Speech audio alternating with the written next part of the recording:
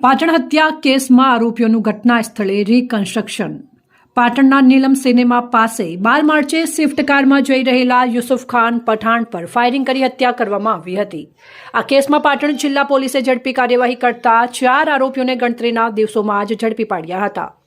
જહીર ઉર્ફે ખોખરો અબ્બાસ ખાન બેલીમ, સાજિદ શેખ, ઇમરાન ખાન, મોહમ્મદ ખાન બલોચ અને એજાજ ઉર્ફે વૈત્યો રસુલભાઈ સિપાહીને કડક પોલીસ બંદોબસ્ત વચ્ચે ઘટના સ્થળે લાવી સમગ્ર ઘટનાનું રિકન્સ્ટ્રક્શન કરવામાં આવ્યું હતું. પોલીસે આરોપીઓને બુકડી વિસ્તારથી નીલમ સિનેમા સુધી લઈ જઈ હત્યા કેવી રીતે અંજામ આપવામાં આવી તે અંગે માહિતી મેળવી અને સમગ્ર ઘટનાની કડી જોડવાનો પ્રયાસ કર્યો. આ દરમિયાન આરોપીઓને જોવા માટે મોટી સંખ્યામાં લોકોના ટોળા ઉમટી પડ્યા, જેથી સમગ્ર વિસ્તારમાં ચુસ્ત પોલીસ બંદોબસ્ત ગોઠવવામાં આવ્યો હતો.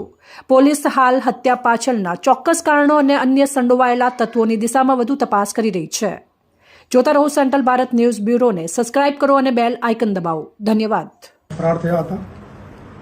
એ ડિવિઝન પોલીસ સ્ટેશનમાં આ ગુના કામે ફરિયાદ દાખલ કરવામાં આવી હતી અને ગુનાની ગંભીરતાને ધ્યાને રાખીને અને માન્ય આઈજીપી બનાસકાંઠા રેન્જ પરીક્ષિતા રાઠોડ સાહેબની માર્ગદર્શન અને સૂચના આધારે ગુનાને શોધી કાઢવા માટે 6 જેટલી ટીમો બનાવવામાં આવી હતી, જેમાં Sidhpur DYSP, LCB, SOG, A division, parole furlough આ બધી ટીમોએ પ્રાથમિક રીતે આરોપીઓના જે શેલ્ટર હતા એમાં આરોપીઓને શોધવા માટે પ્રયત્નો કર્યા હતા.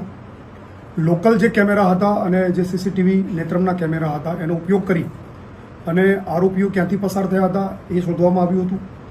અને જેટલા પણ લોકલ સોર્સ છે, હ્યુમન સોર્સ અને બાકીની ટેકનિકલ જે આપણી પાસે અવેલેબલ સર્વિસીસ છે એનો ઉપયોગ કરી અને આરોપીઓ કઈ દિશામાં ભાગ્યા છે એ માટે શોધ કરવામાં આવી રહી હતી.